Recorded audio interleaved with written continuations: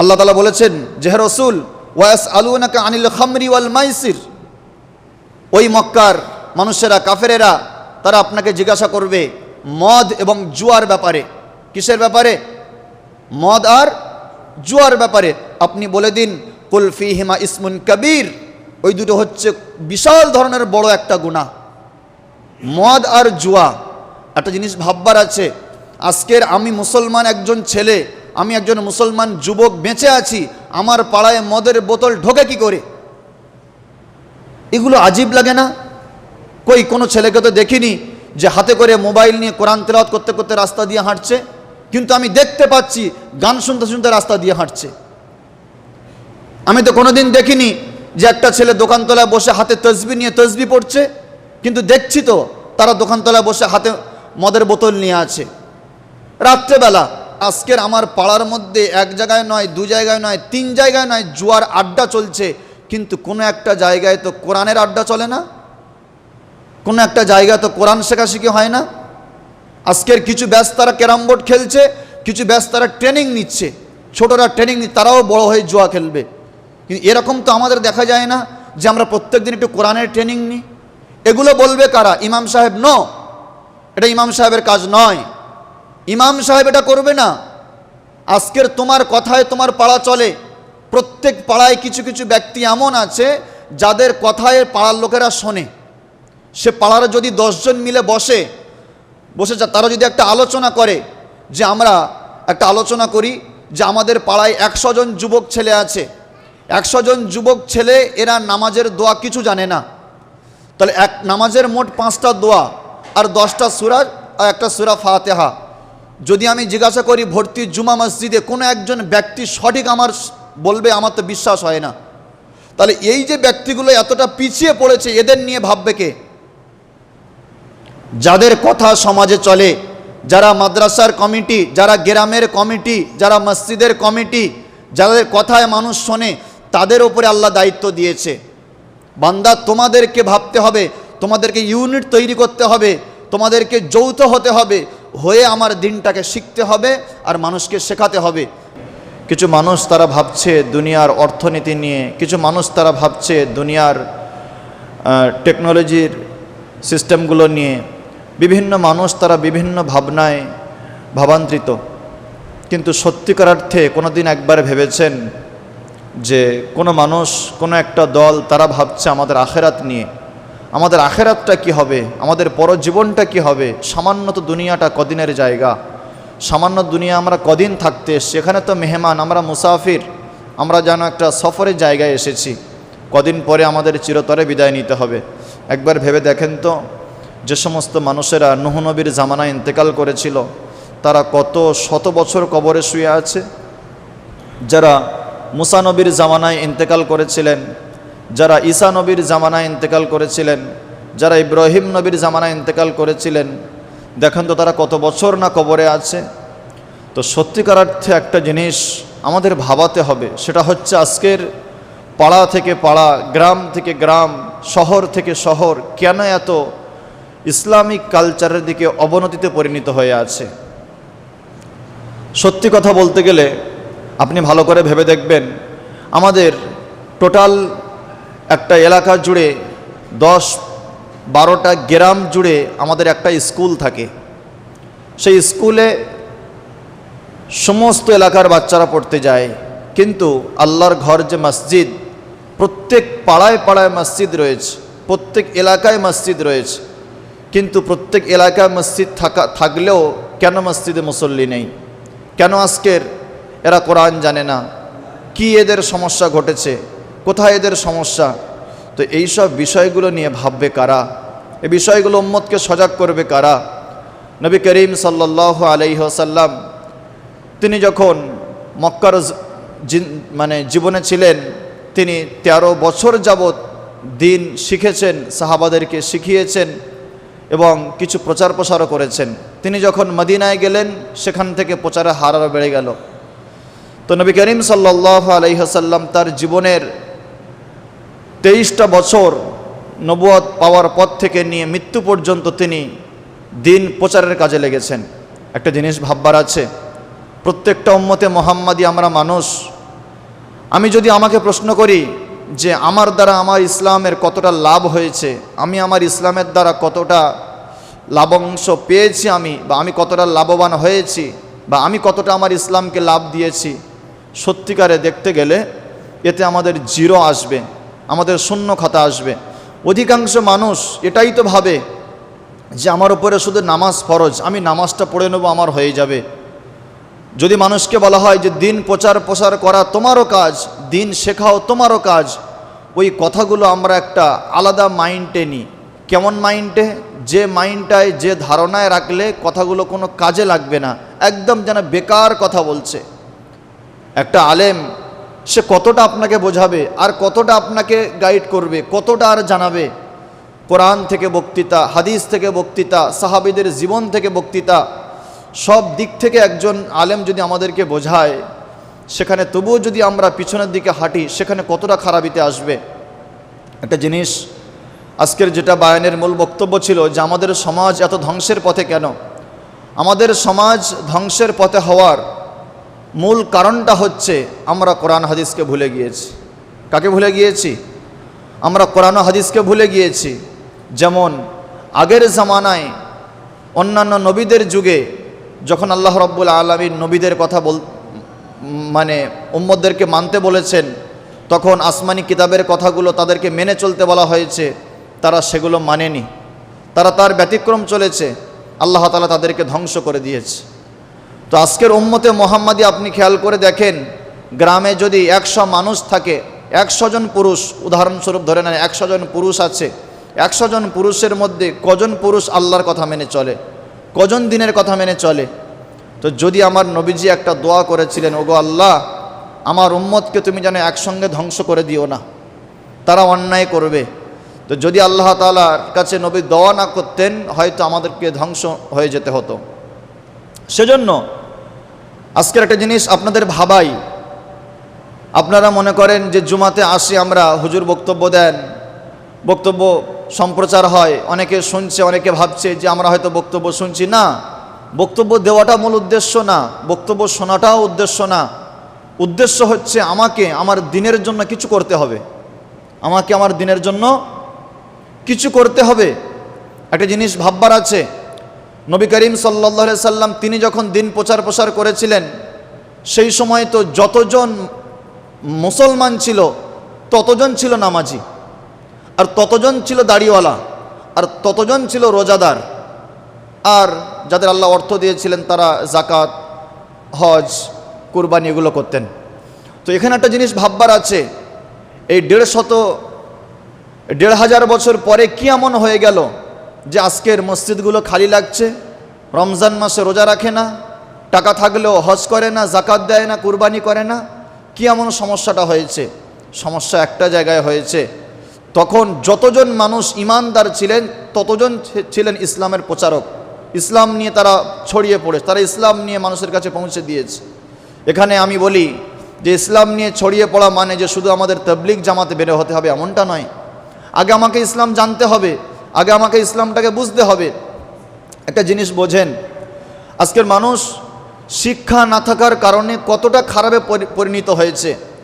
মনে করুন আজকের আপনি আপনার জীবনের সামাজিক, বৈবাহিক, সাংসারিক, পারিবারিক যে কোনো কাজ খোদার কসম করে যদি বলি হয়তো মিস হবে না, আপনি দেখেন আল্লাহর ইচ্ছায় কিন্তু হয় না। হচ্ছে কি ইচ্ছা হচ্ছে? আমার ইচ্ছায় হচ্ছে, বেদিনের তরিকায় হচ্ছে, মানুষের ইচ্ছায় হচ্ছে। আমরা কি ভুলে গিয়েছি আল্লাহর সেই বিধানটা যে আল্লাহ তাআলা উম্মতে মুহাম্মাদির জন্য তার প্রত্যেকটা ক্ষেত্রে সুন্দর সুন্দর বিধান দিয়েছে, যে বান্দা তুমি যাই করো না কেন সুন্দর বিধান দিয়েছি। যেমন একটা ছোট্ট কথা আপনাদেরকে বলি, আল্লাহ রাব্বুল আলামিন কোরআনের মধ্যে একটা আয়াত দিয়েছেন, ইন্নাল মুবাজ্জিরিনা কানু ইখওয়ানাশ শায়াতিন।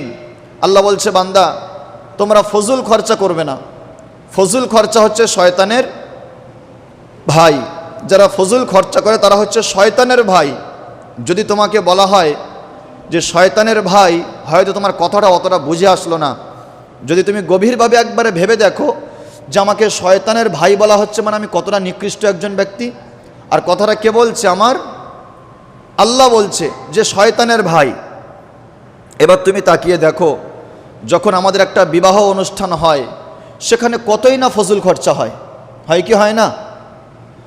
নবী করিম সাল্লাল্লাহু আলাইহি সাল্লাম তিনি হাদিস জানিয়েছেন, নবীজি বলেছেন যে ইন্না আযমান নিকাহি বারাকাতান আইসারুহু মাউনা।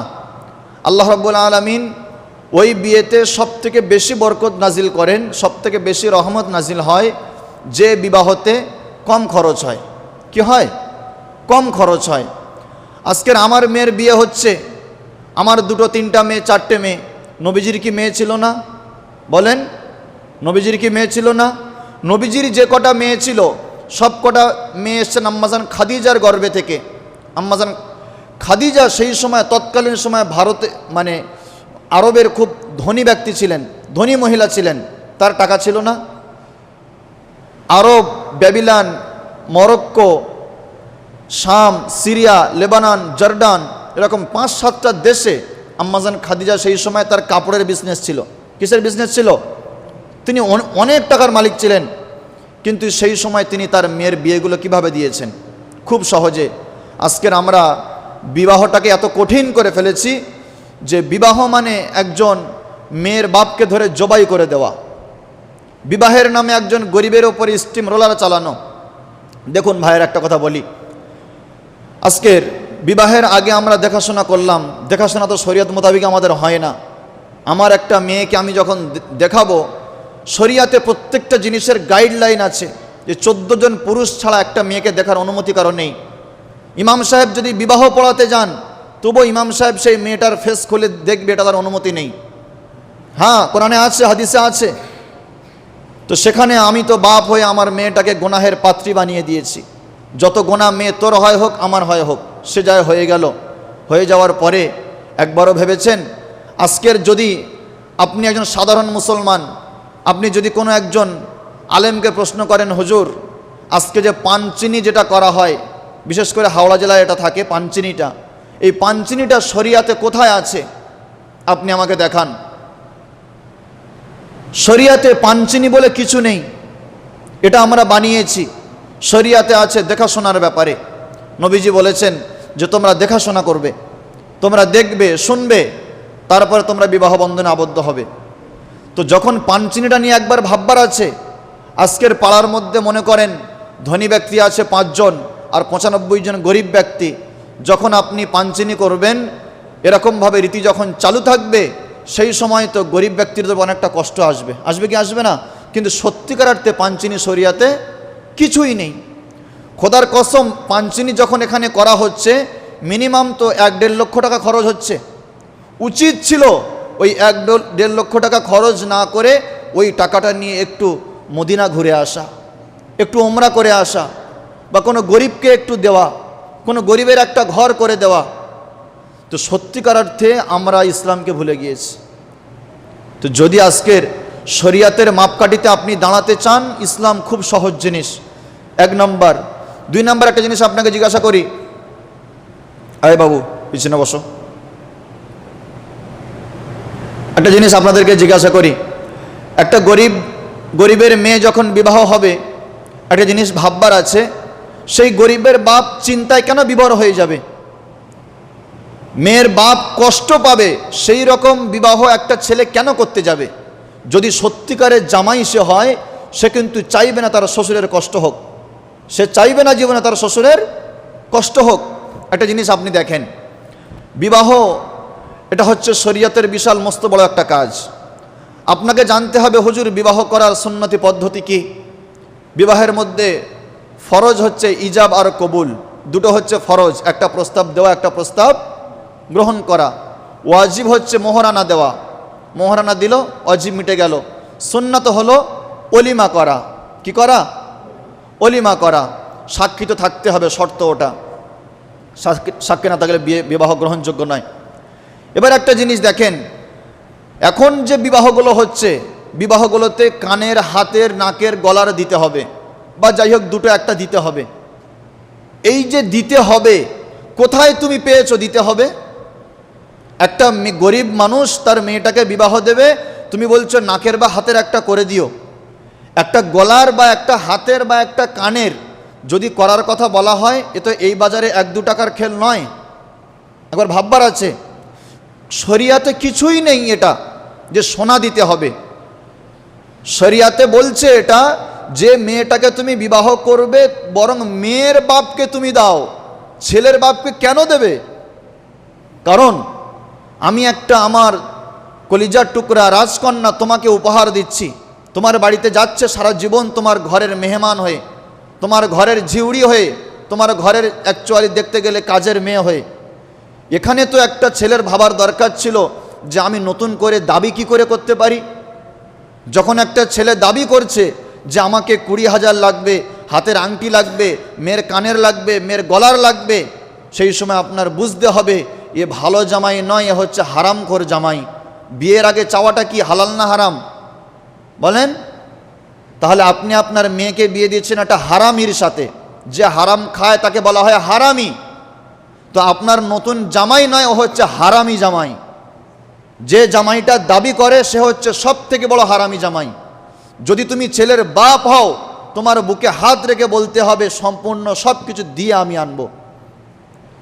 যদি এইরকমভাবে শরিয়াতে বিবাহগুলো করানো যায়, সহজ হয়ে যায়। নচেত কসম খোদার আপনি খোঁজ নিয়ে দেখেন পাড়ায় পাড়ায় অনেক গরিব মানুষের মেয়ের বিয়ে হয় না। কারণটা কি? হুজুর আমার সামর্থ্য নেই। হুজুর আমার, আরে সামর্থ্য তোমার থাকবে কেন? যে বিবাহ করবে তার সামর্থ্য থাকতে হবে। সেই ছেলে মোহরানা দিয়ে নিয়ে যাবে, ছেলে মেয়েকে টাকা দিয়ে নিয়ে যাবে, মেয়ের বাপ কেন টাকা দেবে? আবার আমরা বোঝা চাপিয়ে দিয়েছি আমাদের 50 জন 100 জন বরযাত্রী নিতে হবে। আল্লাহু আকবার, খোদার কসম করে বলছি, আল্লাহর কসম করে বলছি, যে সমস্ত ছেলের বাপেরা এইগুলো চাপিয়ে দেয় তাদের জন্য হাসরের মাঠে আযাব অপেক্ষা করছে। নবীজি বলেছেন আয-যুলমু যুলুমাত ইয়াউমাল কিয়ামা, এই জুলুম কিয়ামতের মাঠে অন্ধকারের কারণ হবে। যদি কোনো একটা ছেলের বাপ যদি বলে যে আমার অনেক আত্মীয় স্বজন, আমাদের 150 জন 100 জন লাগবে, তো সেই মেয়ের বাপ হয়তো লজ্জায় কিছু বলতে পারলো না, মেয়েটাকে পার করতে হবে, অন্তর থেকে তিনি কিন্তু একটা জুলমের শিকার হয়ে গেল, তিনি মাজলুম হয়ে গেল। যদি তৎকালীন সময় তার একটু কষ্ট হয়, আর সে ওই চিন্তায় গিয়ে যদি মসজিদে হোক যেখানে হোক, সে যদি চিন্তা করতে করতে যদি তার চোখ থেকে এক ফোঁটা পানি চলে আসে, খোদার কসম ওই ছেলের বাপের জীবন শেষ, তার জীবন শেষ। জিনিস ভাববার আছে, ইসলামটায় যাই তাই ব্যাপার নয়। শরিয়াত খুব সহজ আর খুব কঠিন, মানলে খুব সহজ, না মানলে খুব কঠিন। সব থেকে বড় জিনিস এটা, আমরা এগুলো একটু বর্জন করি। যারা আমরা ছেলের বাপ চাই মেয়ের বাপ, যারা মাইকের আওয়াজ শুনছেন, এই জিনিসগুলো যখন আপনি শুনবেন আর মানবেন, তারপরে আপনার জীবনে আসবে সফলতা। আজকের প্রত্যেক জুমায় বক্তব্য দেওয়া হয়, আজকের মারকাজে বক্তব্য দেওয়া হয়, জলসায় বক্তব্য দেওয়া হয়, কত মোবাইলে ওয়াজ জলসা বক্তব্য আমরা শুনছি। পরিবর্তন কোথায়? পরিবর্তন কেউ করিয়ে দেবে না, নিজেকে আগে নামতে হবে পরিবর্তন হওয়ার জন্য। কি করতে হবে? নিজেকে আগে নামতে হবে। ভাববার আছে একটা বিষয়, যে যখন একটা বিবাহ অনুষ্ঠান হচ্ছে, মনে করেন আমার মেয়ের বিবাহ হচ্ছে, আমি দাওয়াত করেছি মেহমানদের, আমি মেহমানদের বসার জন্য জায়গা করলাম, তাদের খাওয়ার জায়গা করলাম, তাদেরকে বললাম অমুক ডেটে আসতে, তাদেরকে বললাম অমুক দিন পর্যন্ত তোমার দাওয়াত, অমুক অমুক অনেক কিছু কথা বললাম। কই ছেলের বাপ মেয়ের বাপের তো এইটুকু ক্ষমতা হলো না যে মা তোমরা যারা আসবে তোমরা কেউ বিনা হিজাবে বেপর্দায় আসবে না, তোমরা পর্দা করে আসবে? কোথাও তো এমনটা দেখিনি। তোমার ইমানি পাওয়ারটা কোথায়? তুমি যে তোমার মেয়ের বিবাহ দিচ্ছ, এই হিন্দু না মুসলমানের বিয়ে হচ্ছে বোঝাই তো যায় না, কিসের এত আয়োজন? আমি তো বলি যে সব থেকে উত্তম ঘর তো মসজিদ, বিয়ে তো মসজিদে হওয়া দরকার। আলেমরা থাকবে, মুসল্লিরা থাকবে, তারা দোয়া করবে, মেয়েকে নিয়ে চলে যাবে। সেজন্য বিয়েতে অপচয় খরচা না করে, যদি ছেলের বাপ কিছু মেয়ের বাপ কিছু দিতে চায়, বলো আব্বাজি দিতে হবে না তোমার, তুমি যে মেয়েকে আমাকে দিয়েছো এটাই সব থেকে বড় জীবনের আমার পাওনা। খোদার কসম করে বলছি, আল্লাহর রসুল বলেছে মা যদি দোয়া করে সেই দোয়া আল্লাহর কাছে কবুল হয়, আব্বা যদি দোয়া করে সেই দোয়া আল্লাহর কাছে কবুল হয়। তো ওই রকম শ্বশুর আর শাশুড়ি, ওই মেয়ের মা আর বাপ ওই রকম জামাইয়ের জন্য অন্তর খুলে দোয়া করবে যে এইরকম একটা ছেলে আমার মেয়ের নসিবে। আল্লাহু আকবার। তো যখন সে শ্বশুর শাশুড়ির দোয়া নিয়ে জীবনে বাঁচবে, আমি তো আশা রাখতে পারি এটা তার জীবনে কোনো কষ্ট হবে না। বড় বড় আসমানি গজব আল্লাহ তুলে নেবে, রোগ বালা মুসিবত আল্লাহ দূর করে দেবে, শুধু একটা কারণে। কি কারণ সেটা? গরিবের ওপরে চাপ না দেওয়ার কারণ। তো তো এই জিনিসগুলো আমাদের একটু বুঝতে হবে। আরও একটা জিনিস, আজকের যুব সমাজ ধ্বংসের মেন কিছু কারণ আপনাদের সামনে বলছি, বা এর থেকে আমাদের বাঁচতে গেলে কি করতে হবে একটা জিনিস আপনার ভাববার আছে। প্রথমেই যেটা বললাম যে আমাদের এলাকাতে একটা স্কুল আছে, আমাদের এলাকার সব ছেলেরা ওই স্কুলে পড়ে, তারা প্রত্যেক দিন স্কুলে যায়। স্কুলে যখন ছেলেটা যাচ্ছে, স্কুলে যে ক ঘন্টা থাকে আপনি হিসেব করে দেখেন, 11টা থেকে নিয়ে 3টা, 12টা, 1টা, 2টা, 3টা, একটা ছেলে 4 ঘন্টা স্কুলে আছে। ক ঘন্টা? একটা ছেলে পার ডে 4 ঘন্টা স্কুলে থাকে। আমি কেমন মা বাপ, আমার বাচ্চাটাকে আধা ঘন্টা আমি মক্তবে পাঠাতে পারি না? কথা বুঝে আসেনি আমার? আল্লাহ তাআলা যে আমাকে 24 ঘন্টা দিয়েছে, আমি কেমন মানুষ হলাম যে আমি আমার আল্লাহর ঘরে আসতে পারি না, আমার আল্লাহর ঘরে আমি কোবালটা ঠেকাতে পারি না?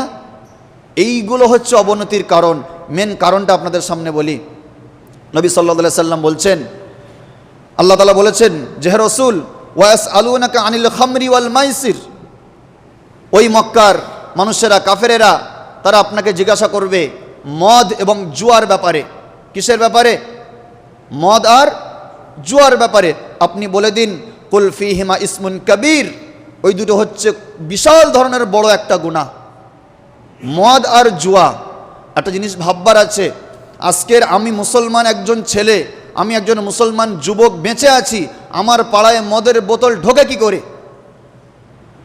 এগুলো আজীব লাগে না? কই কোনো ছেলেকে তো দেখিনি যে হাতে করে মোবাইল নিয়ে কোরআন তেলাওয়াত করতে করতে রাস্তা দিয়ে হাঁটছে, কিন্তু আমি দেখতে পাচ্ছি গান শুনতে শুনতে রাস্তা দিয়ে হাঁটছে। আমি তো কোনোদিন দেখিনি যে একটা ছেলে দোকানতলায় বসে হাতে তসবিহ নিয়ে তসবিহ পড়ছে, কিন্তু দেখছি তো তারা দোকানতলায় বসে হাতে মদের বোতল নিয়ে আছে।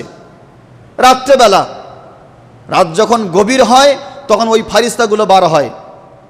আল্লাহু আকবার। এইগুলো হওয়ার কারণটা কি? কারণটা লাস্টে আমি বলছি। 1 নাম্বার। 2 নাম্বার, আল্লাহ বলছেন ওয়াল মাইসির, জুয়া। ওয়াল মাইসির কি? জুয়া। জুয়া কাকে বলা হয়? জুয়া ব্যাপারটা আসলে কি? জুয়া ব্যাপারটা হচ্ছে এটার, জুয়ার ব্যাখ্যা হচ্ছে এটা যে অর্থ বিনিময়ে কিছু খেলা করা, যে খেলার মধ্যে হার থাকে প্লাস জিত থাকে, এটাকে শরিয়াতে জুয়া বলা হয়। এই জুয়াটা এটা শুধু এ পাড়ায় নয়, বিভিন্ন পাড়ায়। একবার আপনি ভালো করে ভাবেন, দেখো ভাইয়ের, আমরা তো মুসলমান, আমরা কি মুসলমান? তো আমরা মরে গেলে আমাদের তো কবরস্থানে দেবে, শ্মশানে তো দেবে না। আজকের একবার ভেবে দেখেছো? এই আমি যে কথাটা বলছি আমি, একবার আমাদের ভাবতে হবে যে এই ভাবনাটা আসছে না কেন? আজকের একটা পার্টির মেম্বার, সে ভাবছে সে কোথায় কোন কাজটা করাবে, কার কোন ঘর দেবে, কার কি করবে।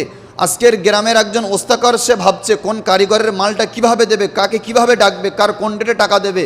কিন্তু আজকের সমাজে যারা বুদ্ধিমান, যারা সমাজে একটু ইসলাম জানে, বা যে সমস্ত আলেম উলামায়ে কেরামরা আছে, তারা এটা কেন ভাবছে না যে আজকের আমার পাড়ার মধ্যে 1 জায়গায় নয়, 2 জায়গায় নয়, 3 জায়গায় নয়, জুয়ার আড্ডা চলছে, কিন্তু কোনো একটা জায়গায় তো কোরআনের আড্ডা চলে না, কোনো একটা জায়গায় তো কোরআন শেখাশেখি হয় না। আজকের কিছু ব্যাচ তারা ক্যারাম বোর্ড খেলছে, কিছু ব্যাচ তারা ট্রেনিং নিচ্ছে, ছোটরা ট্রেনিং নিচ্ছে, তারাও বড় হয়ে জুয়া খেলবে। কিন্তু এরকম তো আমাদের দেখা যায় না যে আমরা প্রত্যেক দিন একটু কোরআনের ট্রেনিং নিই। এগুলো বলবে কারা? ইমাম সাহেব। এটা ইমাম সাহেবের কাজ নয়, ইমাম সাহেব এটা করবে না। আজকের তোমার কথায় তোমার পাড়া চলে, প্রত্যেক পাড়ায় কিছু কিছু ব্যক্তি এমন আছে যাদের কথায় পাড়ার লোকেরা শোনে। সে পাড়ার যদি 10 জন মিলে বসে তারা যদি একটা আলোচনা করে, যে আমরা একটা আলোচনা করি যে আমাদের পাড়ায় 100 জন যুবক ছেলে আছে, 100 জন যুবক ছেলে, এরা নামাজের দোয়া কিছু জানে না, তাহলে নামাজের মোট 5টা দোয়া আর 10টা সূরা আর একটা সূরা ফাতিহা। যদি আমি জিজ্ঞাসা করি ভর্তি জুমা মসজিদে কোনো একজন ব্যক্তি সঠিক আমার বলবে, আমার তো বিশ্বাস হয় না। তাহলে এই যে ব্যক্তিগুলো এতটা পিছিয়ে পড়েছে, এদের নিয়ে ভাববে কে? যাদের কথা সমাজে চলে, যারা মাদ্রাসার কমিটি, যারা গ্রামের কমিটি, যারা মসজিদের কমিটি, যাদের কথায় মানুষ শোনে, তাদের উপরে আল্লাহ দায়িত্ব দিয়েছে। বান্দা, তোমাদেরকে ভাবতে হবে, তোমাদেরকে ইউনিট তৈরি করতে হবে, তোমাদেরকে যৌথ হতে হবে, হয়ে আমার দিনটাকে শিখতে হবে আর মানুষকে শেখাতে হবে। একটা অঙ্ক আপনাদের শেখাই। আজকের এই গ্রামের এই মসজিদের বয়স মনে করেন 70 বছর, এখানে 70 বছর কম বেশি আলেম সবসময় একজন আছে। এই গ্রামে মনে করুন 200 মানুষ আছে, 200 মানুষ পুরুষ যারা অল টাইম গ্রামে সময় কাটায়। তো একটা যদি প্রত্যেক দিন যদি 20 জন করে ব্যক্তি ইমাম সাহেবের কাছে বসে যে তার দোয়াগুলো ঠিক করে নেবে, আশা রাখি 6 মাসে তার হয়ে যাবে। 1 বছর লাগুক, যদি 1 বছরে 20 জন ব্যক্তি শেখে তাহলে 10 বছরে কজন ব্যক্তি শিখবে? 200 জন ব্যক্তি শিখে যাবে। 200 জন মানুষ দোয়া, সূরা, কালাম সব শিখে যাবে, মাত্র 2 বছর লাগবে, তাই তো? 2 বছর না, 10 বছর। তাহলে দেখেন এত বছর হয়ে গেল, আমি এখনো শিখলাম না।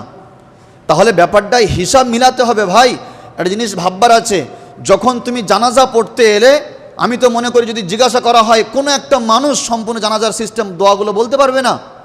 মনে হয় খুব জানি। আরে ছোট থেকে দেখছি তুমি মক্তবে নাই, ছোট থেকে দেখছি তুমি মাদ্রাসায় নাই, ছোট থেকে দেখছি তুমি দিন শিক্ষায় নাই, বড় হয়ে টুপি মাথায় দিয়ে আসলে কি নামাজ পড়লে? তোমার কি নামাজটা কবুল হলো? কিছুই কবুল হলো না। ওই জন্য চিন্তাধারাটা যদি যতক্ষণ না পরিবর্তন হয়, আল্লাহ তাআলা বলেন ইন্নাল্লাহা লা ইউগাইয়িরু মা বিকওমিন হাত্তা ইউগাইয়িরু মা বিআনফুসিহিম। আল্লাহ বলছে আমি ওই কওমকে, ওই পাড়ার মানুষদেরকে, ওই লোকদেরকে আমি আল্লাহ অতক্ষণ পর্যন্ত পরিবর্তন করি না যতক্ষণ তারা না পরিবর্তন চায়। আজকে একটা জিনিস ভাবো ভাই, যুবক ছেলে তোমরা জিনিস ভাবো, আজকের ভালো করে ভাবো। আজকের মোবাইলের পেছনে সারাদিনে মিনিমাম 3 ঘন্টা যাচ্ছে আমাদের, যায় কি যায় না? 3 ঘন্টা যাচ্ছে তো। 3 ঘন্টা পরে তুমি মোবাইলটা বন্ধ করে দাও, দিয়ে তুমি দেখো তো মোবাইলে কোনো কিছু তোমার লাভ হয়েছে কি না? কসম লাভ হয়নি। তুমি আজকের বন্ধুদের সঙ্গে বসে আড্ডা দিয়ে গল্প করেছো, মিনিমাম 1.5 ঘন্টা হবে। তুমি একা যখন হয়ে যাচ্ছ, তুমি নিজেকে প্রশ্ন করো লাভটা কি হলো আমার? কিছু হয়নি। বরং ওই সময়টা যদি তুমি মসজিদে এসে শিখতে কিছু তোমার কিছু লাভ হতো। সেজন্য করে কলিজার টুকরে একটা কথা বলি, এই নবচেতনা, নবভাবনা, নব উদ্যোগ এটা তোমার মধ্যে আনো। প্রত্যেক মসজিদে মসজিদে আমার মনে হয় খেদমত চালু করা দরকার। যদি আজকের মসজিদে মসজিদে এশাবাদ হোক, ফজরবাদ হোক, আসরবাদ, জোহরবাদ এক টাইম যদি গ্রামের লোকেরা হাদিস কোরআন না শোনে, এমন একটা সময় আসছে ইমাম সাহেব হক কথা বলবে, মেম্বারে দাঁড়িয়ে সত্য কথাগুলো বলবে, ইমাম সাহেবকে ঘাড় ধাক্কা দিয়ে কিছু মানুষ তারা বার করে দেবে। আসছে সময়। এটা হচ্ছে অজ্ঞতার কারণে। কিসের কারণে? মূর্খতার কারণে। ওই জন্য করে প্রত্যেক মানুষের দায়িত্ব যে সে যেন নিজে যেন একটু শেখে। আজকের কোনো এই আমি যেটা ভাবি যে আজীব লাগে যে আমি বেঁচে থাকতে, আমি একজন যুবক বেঁচে আছি, আমি একজন ইমাম সাহেব তাজা আছি জাননেওয়ালা, আমি বেঁচে থাকতে আমার একটা পাড়ার একটা মা 63 বছর বয়স, সে এখনও গোসলের ফরজ জানে না। বৃদ্ধা বাবাজি সে এখনও দোয়া সানা জানে না। আমি বেঁচে থেকে লাভটা কি আমার? আমি তাহলে ইসলামের কি করলাম? আল্লাহকে শুধু আমাকে পাঠিয়েছে বিবি বাচ্চা নিয়ে ঘর সংসার, দোকানপাট, বাজার হাট, চাষবাস, কারবার নিয়ে থাকার জন্য? তুমি হাসরের মাঠে উঠবে, আল্লাহ তোমাকে জিজ্ঞাসা করবে মাজা আমিলা ফিমা আলিমা, ও বান্দা তুমি যা জেনেছিলে কি আমল করেছিলে?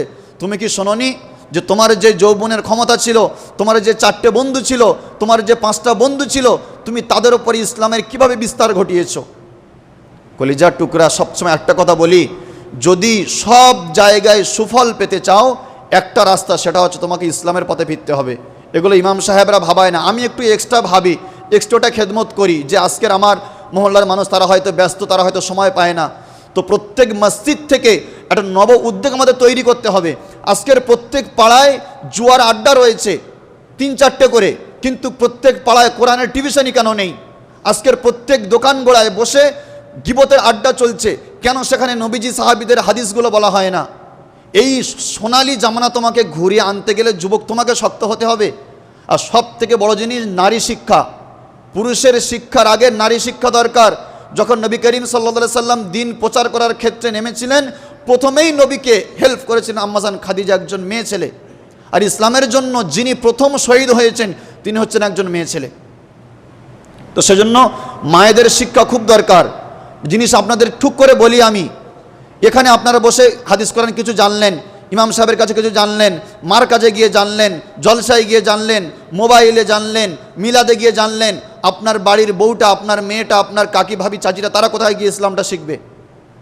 তারা যে আজকের গোসলের ফরজ জানে নে, নাপাক হয়ে ঘুরে বেড়াচ্ছে, এর দায়টা কে নেবে? এর দায়টা নিতে হবে কিন্তু তোমার। সেজন্য কলিজা টুকরা ভাই, সব সময় বলি, অলরেডি আমরা আমাদের এই 5টা মসজিদের ইমাম সাহেবরা আলোচনা করেছি। দেখো, এগুলো হচ্ছে আমাদের সাইটের কাজ। আলোচনা করেছি আমরা 5টা মসজিদ থেকে প্রত্যেক মহল্লায় একটা করে হলে আমরা কোরআনি টিউশনি চালু করব, গ্রামের ছেলেদের নাম লিস্ট করব, সেখানে আমরা 20 জন করে ছেলে নেব। ওই 20টা ছেলেকে আমরা 1 বছর পড়াবো। ওই 1 বছর পরে তার রেজাল্টটা দেবে, কত সুন্দর তার রেজাল্টটা আসে। এইভাবে আমরা খেদমত করতে যাচ্ছি ইনশাল্লাহ। শুধু আপনারা দোয়া করেন এবং প্রত্যেক যুবক ভাই তোমরা সাথ দাও যে হুজুর, ইসলামের খেদমত সোনালী জামানা আমরা ফিরিয়ে আনবো। তুমি নেশা করো, বিড়ি খাও, শান্তি খাও, দাড়ি চাচো, নামাজ পড়ো না, কোনো সমস্যা নেই। দেখবে যখন ইসলাম তোমার কাছে যাবে, যখন আল্লাহর দিন তোমার বুঝে আসবে, তুমি একদিন সব ছেড়ে দেবে। এমন একটা ফজর, একটা মানুষের ফজর কাজা হয়েছে তার কিছু মনে হয়নি, আর একজনের ফজর কাজা হয়েছে তার মনটা খুব তড়পাচ্ছে, ইস আমার ফজরটা কাজা হয়ে গেল। নিশ্চয়ই এর ভিতরে ইমানি তাকাত বেড়েছে যে আমার রব আমার প্রতি নারাজ হয়ে গিয়েছে, আমার রব আমাকে ডাকেনি তার মসজিদে। আল্লাহু আকবার। সেজন্য সেই চিত্র খেয়াল করে শেষ করে দিচ্ছি, আমাদের যে তালিমুন নিসা যেটা করা হয়েছে আমার ওই চিন্তাধারার অনুকূলে, যে সেখানে মায়েরা বোনেরা শিখবে। আর আমরা এটাও একটা নতুন চিন্তা করেছি। দেখেন, আজকের আমার পাড়ায় 100-150 ঘর আছে, বিভিন্ন 4-5টা পাড়া থেকে, বামুনহাটি থেকে সব অনেক মেয়েরা ওখানে আসে। তো মনে করেন কোনো একটা মানুষ মারা গেল, তো সে মানুষটা ইসালে সব করার কোনো অর্থ তেমন নেই। তো আমরা এটা নিয়ত করেছি কেমন হয় যে আমরা তালিমুন নিসার তরফ থেকে ওখানে 350-400 মেয়ে ওখানে হাজির হয়, আপনারা দেখলে বুঝতে পারবেন। তো সবাই মিলে আমরা কালিমা খতমের আয়োজন করেছি, জোহর পর থেকে নিয়ে মাগরিব পর্যন্ত, বেলা 2টো থেকে নিয়ে মাগরিব পর্যন্ত। মাইকের আওয়াজ যে সমস্ত মায়েরা পাচ্ছেন সবাই আপনারা চলে আসবেন। আর আমরা সকাল থেকে নিয়ে মক্তবের 80 জন বাচ্চাদেরকে নিয়ে আমরা সকাল থেকে জোহর পর্যন্ত কোরআন খতম করেছি। আমি আশা রাখছি যে এই যে ইসালে সওয়াবের পদ্ধতিটা, যেটা কোনো বাজে আজে খরচা করে নয়, কোরআন এবং দোয়ার মাধ্যমে, কালিমার মাধ্যমে যদি এটা করা যায়, এটা ভালো হবে না খারাপ হবে? ভালো হবে তো মোটামুটি ইনশাআল্লাহ। দোয়া করুন এবং প্রত্যেক ভাইকে বলবো, ভাই অনেক দিন পিছনে হেঁটেছে, আর নয়, কোনো লজ্জা নেই। তোমার বয়স হয়েছে, তোমার লজ্জা কিসের? ডাক্তারের কাছে গেলে কোনো লজ্জা নেই, কোথাও লজ্জা লাগে না তোমার। আলেমের কাছে এসো, তুমি তোমার দোয়াগুলো ঠিক করো, তারপরে তুমি কবরে যাও, নচেত ওই কবর অনেক ভয়ঙ্কর জায়গা। আল্লাহ তাআলা আমার প্রত্যেক যুবককে একটু দিনের বুঝ দিয়ে, একটু কোরআনের ছায়ায়, একটু শরিয়াতের বিধান মেনে চলার তৌফিক দান করুক। ওয়া আখির দাওয়ানা আলহামদুলিল্লাহি রাব্বিল আলামিন।